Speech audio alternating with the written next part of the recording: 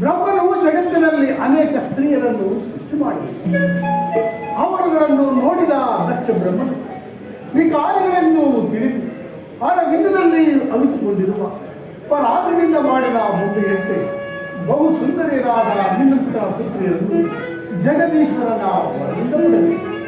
ಅವರುಗಳಲ್ಲಿ ನೀನಲ್ಲವೇ ಗಂಧರ್ವನಾಗಿ ಗಂಧರ್ವ ರೂಪಿನಲ್ಲಿ ಹೆಸರಾಂತರಾದವರು ಕೋಗಿಲೆಯ ಶಬ್ದವನ್ನು ಗ್ರಹಣ ಮಾಡಿ ಆ ಬ್ರಹ್ಮದೇವನು ಒಂದು ಸುಂದರವಾದ ಶರೀರವನ್ನು ನಿರ್ಮಿಸಿರುವನು ಏನು ಎಂಬಂತೆ ಈ ನಿಮ್ಮ ದೇಹದಲ್ಲಿ ಲಾಲಕಾಂತಿಯು ಹೊರಹೊಮ್ಮುತ್ತಿತ್ತು. ಆದರೆ ಚಂದ್ರನು ತನ್ನ ಎಲ್ಲ ಸತಿಯರನ್ನು ನಿರಾಕರಿಸಿ ರೋಹಿಣಿ ಓರ್ವನ ಮೇಲೆ ಪ್ರೀತಿಯಿಂದ ವರ್ತಿಸುತ್ತಿರುವನಂತೆ.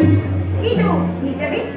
ಅವರಿಗಿಲ್ಲ ಪತಿ ಚಂದ್ರಮನ ಕರುಣ ಚಂದ್ರಲೋಕದಲ್ಲಿ ಸತಿಯರ ಪ್ರೇಮವನ್ನು ಕೊಲೆ ಮಾಡಿದ ಸಲುವಾಗಿ ನಿನ್ನ ಸಹೋದರಿಯರ ಕಂಪನಿಯ ದಾರಿ ಚಂದ್ರಲೋಕದ ಅವರ ಭೂಮಿಯಲ್ಲಿ ಅರಿತಿರುವಾಗ ಆ ಚಂದ್ರಮನಿಗೊಂದು ದುಷ್ಕಾಲ. ಆ ದುಷ್ಕಾಲವನ್ನು ನಾನು ಬಲ್ಲೆನುಡಿವ.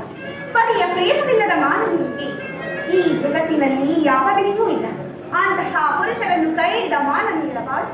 ಹಗಲು ವಾಸಕ್ಕೆ ಸಿಲುಕಿದವಳು ಕದಂತೆ, ಸೂರ್ಯ ರಶ್ಮಿಯ ಕಂಗೊಳದ ಕಪೋತದಂತೆ ಅಲ್ಲವೇ ದೇವ? ನೀನೇಕೆ ಪಶ್ಚಾತ್ತಾಪ ಪಡುತ್ತಿರುವ ನಿನ್ನ ಸಹೋದರಿಯರ ಅವೆಲ್ಲವೂ ಅವರವರ ಪೂರ್ವ ಕರ್ಮೋಚಿತ ವಿಷಯ. ಕಾರಣಳು ಆ ರೋಹಿಣಿ, ಅವಳಿಗಿಲ್ಲ ರಕ್ತ ಸಂಬಂಧ.